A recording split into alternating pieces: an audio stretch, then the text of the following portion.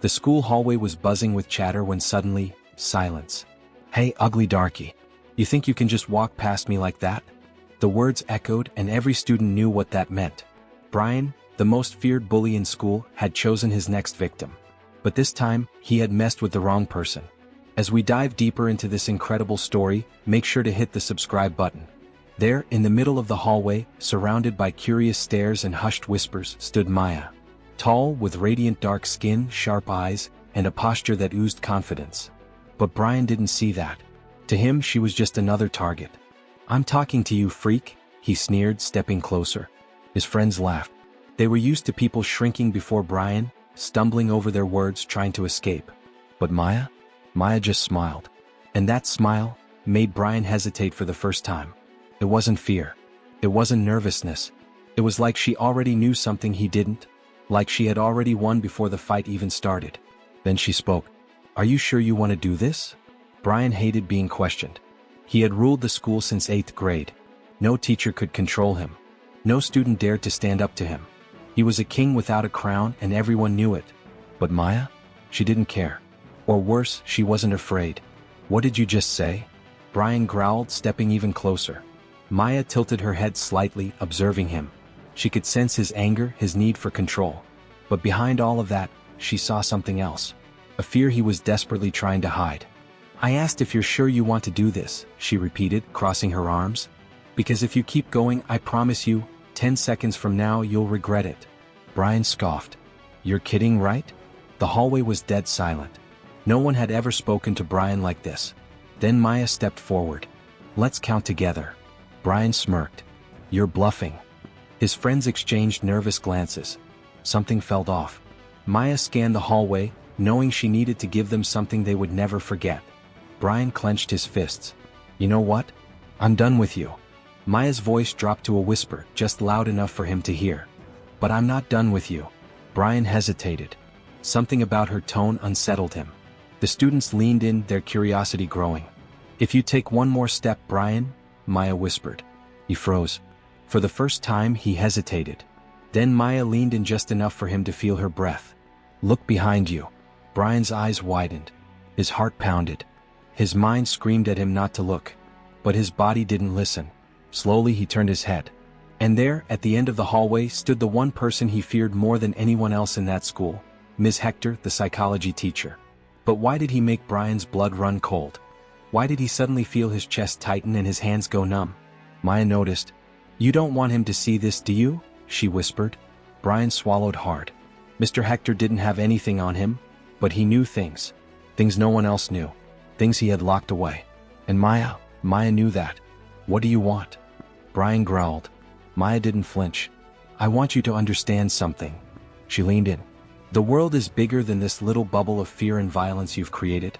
And sooner or later you're going to have to face that." The truth was, Brian hadn't always been the school bully. There was a time when he was just a normal kid. But something happened.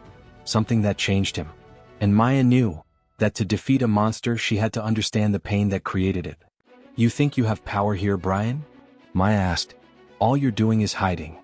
Brian let out a hollow laugh. "Hiding from what? You don't know me. I know more about you than you think."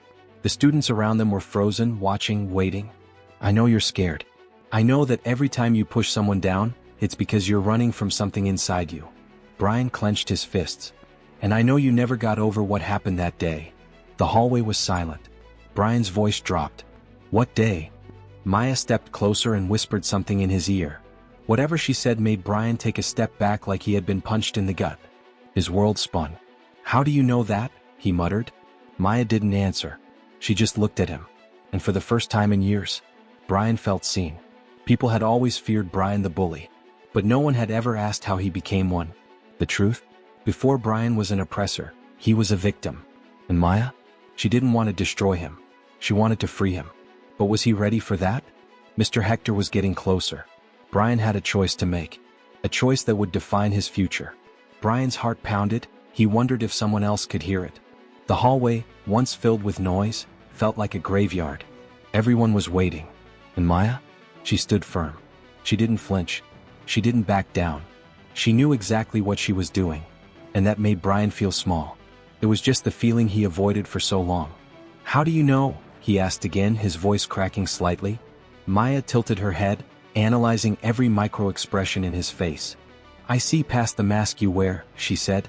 And I know that behind this bully is a broken boy. Brian felt like he had been hit by an invisible force. He wanted to laugh, to lash out, to deny it. But he couldn't, because for the first time someone had seen through him. And it hurt more than any punch he had ever thrown. Then in a blink he wasn't in the hallway anymore. His mind took him back. Back to the day he tried so hard to erase from his mind. Back to the day everything changed. He was 10. Sitting alone at the school playground. Then shadows. Older boys surrounded him. Hey kid. Look at this weird hair. One of them sneered, ruffling Brian's messy blonde locks. Looks like a mop. Another laughed. Brian tried to move away. They didn't let him. And then, without warning, someone shoved him. He hit the ground hard, scraping his knees. The world blurred as laughter rang in his ears. And in that moment, one single thought consumed his young mind. I will never let anyone make me feel like this again. That's when he changed. That's when he decided that to survive, he had to be the strongest. He had to be the most feared. Better to be the hunter than the hunted. The flashback lasted only a second, but it was enough. When Brian blinked back to reality, Maya was still there. Still looking at him. She knew. And worse, she understood. Mr. Hector's voice broke through the silence. Brian? He asked gently. Are you okay? No one had ever asked him that before. No one ever cared before. Ever. His chest rose and fell rapidly. He wanted to run. To disappear. But then, something happened. Maya took a step forward. And to everyone's shock, she held out her hand. You don't have to carry this alone anymore. The students watched in shock. No one had ever faced Brian like this, and surely no one had ever extended a hand to him before. Brian looked at her hand. His body trembled with anger, fear, and confusion. And then he had to make a decision. A decision that would change everything forever. Brian's hands trembled, his breathing was heavy, and cold sweat ran down his neck. Maya's hand was still extended to him as if she were waiting for something impossible. He felt the gaze of everyone. Every student, every teacher, his friends, or at least those he called friends, seemed frozen in time. They expected him to do what he always did. Mock, attack, show that he was the king of the jungle, but what if this time he didn't want to be the king? Inside Brian's head, a whirlwind of voices screamed, You're the strongest. Don't back down. If you accept this hand, you'll become weak, everyone will laugh at you. But another much quieter voice whispered something different. What if this isn't weakness? What if it's your only chance to break out of this cycle? He felt a pang in his chest. Anger, fear, shame. But above all, exhaustion. He was tired of being the bully. Tired of feeling trapped in this role he had created for himself. Tired of hurting others just to hide his own wounds. Brian closed his eyes for a second, took a deep breath, and then he did something no one expected. He lowered his head, his shoulders dropped, his posture slowly gave way as if he were breaking an invisible chain. And then he did something no one expected. He lifted his hand and took hers. The hallway gasped. A book hit the floor. Someone held their breath. The #1 school bully had accepted help. And in that moment his world changed forever. What are you doing, Brian? It's Kyle, his best friend, standing just a few feet away. His face is red with anger, his fists clenched. You're really gonna let this girl make a fool out of you in front of everyone? Brian's hand tightens around Maya's, but he doesn't back down.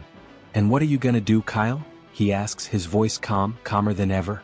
Kyle's expression hardens. He hesitates. I'm just saying this isn't you. You've always been our leader. Brian gives a small smile, not mocking but understanding. Maybe I was a terrible leader. Kyle forces a laugh, but it sounds hollow. He looks around. The crowd is watching, waiting for his reaction. He can't let Brian walk away as the hero. So that's it? You're just gonna be weak now? Maya crosses her arms. Being strong isn't about stepping on others, Kyle. Kyle glares at her with disdain. Stay out of this, he growls. Brian feels something shift inside him. For years he was the one standing in Kyle's place, the bully, the fearmonger. But now he sees everything from a new angle. For the first time he sees the monster he used to be. And at that moment he makes a choice. He steps forward. No, Kyle. It's you who needs to stop. Kyle's eyes widen. What? Brian takes a deep breath. I know why you're doing this. Because I used to do it too. Kyle scoffs, shaking his head. What are you even talking about? Silence. Then, Brian speaks the truth. You're scared. Scared of being invisible. Scared that if you stop hurting people, no one will notice you anymore. For a split second, something flickers in Kyle's eyes, fear. But he quickly looks away. You don't know anything. Brian smiles softly. I know more than you think. Kyle steps back. The crowd isn't laughing anymore. No one is on his side. His reign of fear is over. He glares at Brian one last time, a mix of hatred and confusion, before turning and walking away. The students part as he passes. For the first time, Kyle is just another student. No throne. No followers. Just a boy hiding his own emptiness. The bell rings. The crowd disperses, murmuring about what just happened. Maya stays. So does Brian. They exchange a glance. Then Maya says the last thing Brian needed to hear. Change hurts, but it's worth it. Brian nods. He turns away, walking down the hall. But this time he's not running. This time he's ready to discover who he really is. In the days that follow, something strange happens. Brian stops shoving kids in the hallways. He stops surrounding himself with people who fear him. He walks alone. And for the first time in a long time, he feels free. From a distance, Maya watches. She knows he still has a long way to go. But this was the first step. And sometimes, one step is all it takes to change an entire life. Subscribe to Hidden Raylit so you won't miss out on the best life-changing stories.